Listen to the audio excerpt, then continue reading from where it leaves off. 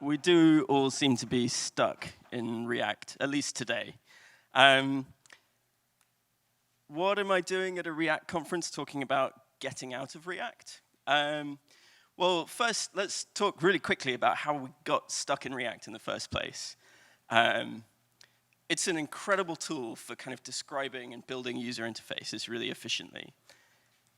You all know this. It can react to data. That's like kind of magical. And it uses this like declarative programming model, which means that I can sit down and think about what I want to build rather than how I want it to work. It just, I describe the system, React does the hard work. So what does declarative programming really mean?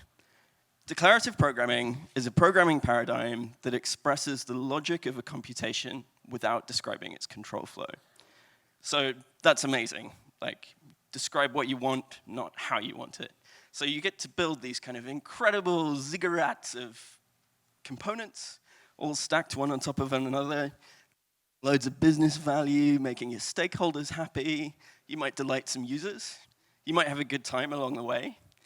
But things can go wrong sometimes. Sometimes you will bump into a problem that's just not a great fit for React's declarative model. You may find that business logic starts to... Who's written business logic in a React component? Come on.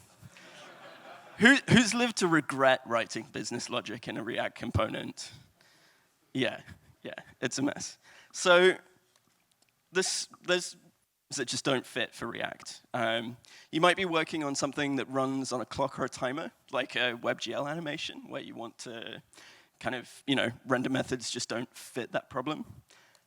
You might be working with an event-driven system, like a streams library or a DOM API that fires events. That might not fit into React's declarative model.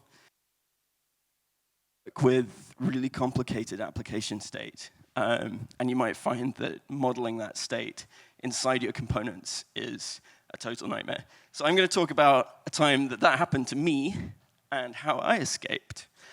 So we had a spreadsheet component that had a very complicated state object. That state object encapsulated a huge amount of data, bits of UI state, bits of application state. There was a lot of application logic kind of stuck in different class methods managing that state. The whole thing ran really slowly. Obviously, it ran really slowly. And it was nearly impossible to refactor it. Multiple people tried and failed, myself included. So we're like, right, rewrite time. How are we going to do this? So I started writing down all of the things that this component did. And I discovered that I'd written a TypeScript enum with some action names in it. And I thought, hooks to the rescue. It's time to implement some use reducer magic. So we took that huge state object and we wrote an old-fashioned kind of object-oriented style class that binds all that data up with all of the methods that need to act on it.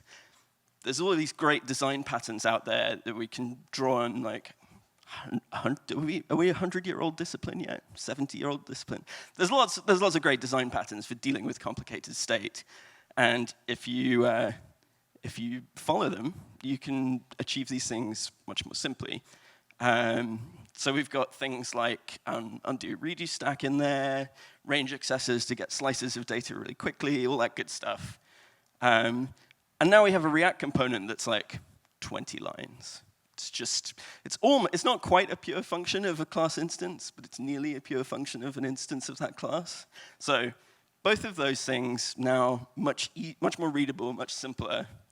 And then use reducer is kind of this glue that puts the two things together. So we have a system that looks a bit like this. We've got our action list in the middle that tells us exactly what we can do and how these two structures can communicate with one another. We have a nice thin component, which is easy to test. It's hard to test components that do a lot of things, easy to test components that don't do too many things. And we have all of our state management stuff in one place, where it's also much easier to kind of test how it works. So by refactoring things to kind of split those two things up, keep our React stuff in our React code, keep our application stuff in an application file. We've got all of these benefits. Whew, we escaped. So before lunch, I want you all to think about not getting stuck in your React code. It's OK to write code that doesn't look like React code.